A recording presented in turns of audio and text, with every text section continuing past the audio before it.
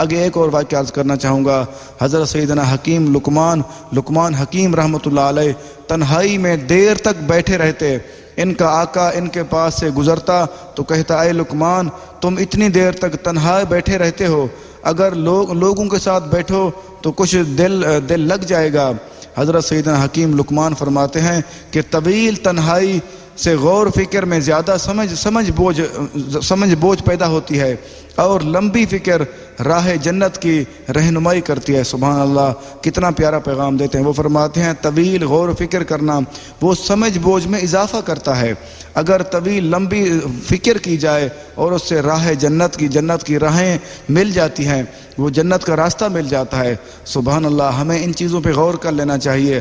جب ہم ان چیزوں سے غور کرنا چھوڑ دیتے ہیں، پھر ہم کیا کرتے ہیں؟ ہم اپنی زندگی کو ہلاکت میں ڈال دیتے ہیں۔ سمجھ بوجھ وہ کہتے ہیں زیادہ ہو جاتے ہیں۔ یہ احیاء العلوم جلد نمبر 5 صفحہ نمبر 476۔ آگے ایک اور واقعہ عرض کرنا چاہوں گا۔ حضرت سیدنا اسحاق بن خلف رحمۃ اللہ علیہ فرماتے ہیں کہ ایک دن حضرت سیدنا واسق رحمۃ اللہ علیہ کہ چھت پر کھڑے ہوئے آسمان کو دیکھ کر آسمانوں اور زمین کے بادشاہت کے بارے میں غور فکر کر رہے تھے، اور وہ رو رہے تھے حتیٰ کہ پڑوسی کے گھر میں جا گرے۔ تو مالک نے دیکھا، مالک مکان فوراً اٹھا، اس نے تلوار نکالی۔ اس نے سوچا شاید کوئی چور آ گیا میرے گھر میں۔ جب دیکھا تو وہ بزرگ ان کے جب سامنے گئے تو وہ دیکھا تو بزرگ ہیں۔ پھر ان سے پوچھا کہ کیا ہوا، کہ کیا صورتحال بنی، یہ کس لیے آپ گرے ہیں؟ تو وہ فرماتے ہیں مجھے کوئی نہیں پتا کیونکہ میں کیوں گرا ہوں۔ دیکھو اللہ والوں کا کتنا بڑا مقام۔ اللہ والے جب غور و فکر کرتے تو وہ اپنے آپ سے تو بری ہو جاتے دنیا سے، ان کو کوئی پتہ نہیں چلتا ہم کیا کر رہے ہیں کیا نہیں کرتے، کیونکہ وہ اللہ تعالیٰ کے ذات، اللہ تعالیٰ کی صفات کے بارے میں غور و فکر کر رہے ہوتے۔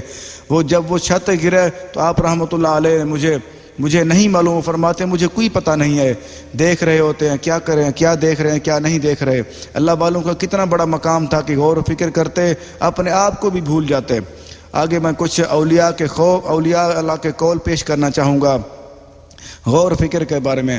حضرت سیدنا حسن بصری رحمۃ اللہ علیہ فرماتے ہیں لمحہ بھر غور و فکر کرنا پوری رات عبادت کرنے سے بہتر ہے۔ آگے ایک قول عرض کرنا چاہوں گا۔ حضرت سیدنا فضیل بن عیاض رحمۃ اللہ علیہ فرماتے ہیں کہ غور و فکر ایک ایسا آئینہ ہے جو تجھے تیری نیکیاں اور برائیاں دکھاتا ہے۔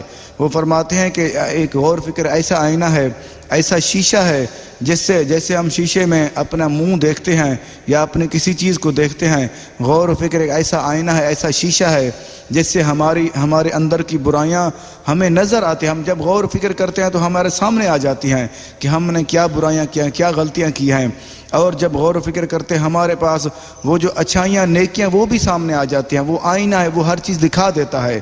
آگے حضرت سیدنا امام اوزاعی رحمۃ اللہ علیہ سے پوچھا گیا کہ زمین و آسمان کی تخلیق اور دن رات کے بدلنے کے متعلق غور و فکر کے انتہا کیا ہے؟